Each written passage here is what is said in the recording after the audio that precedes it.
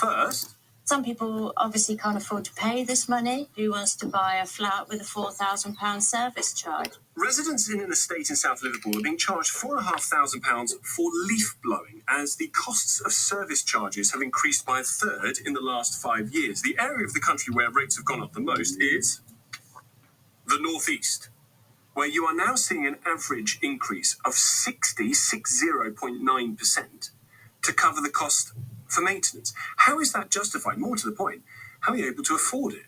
Suzanne Mooner is Secretary of the Social Housing Action Campaign. Thank you very much indeed for coming on the programme. I wonder what you make of these rapidly increasing costs. Yeah.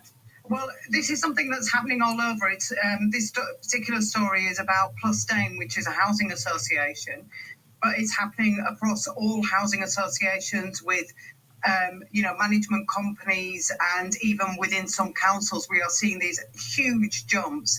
And as you say, they are making these properties completely unaffordable, and it affects tenants, it affects freeholders in some cases, and it affects leaseholders. So we really need government to step in and actually start doing something about this. We've been campaigning on this for about 5 or 6 years now. How are these housing associations justifying these increases?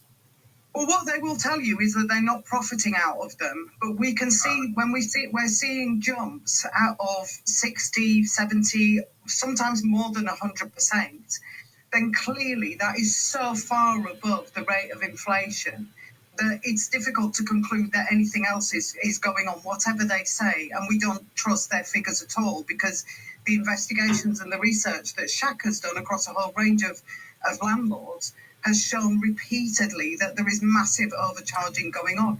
And some of it very, very clear cut. So we'll have people, for example, who are being charged for lift maintenance, but there's no lift in their property. No way. No way. That's not true. Is that true? We have seen people, absolutely multiple cases of this, but we've also seen, for example, bulk waste removal, when that's actually done by the council. And people pay for it through their council tax. Street lighting, even a public park was being charged to leaseholders. Maintenance of a public park was being charged to leaseholders.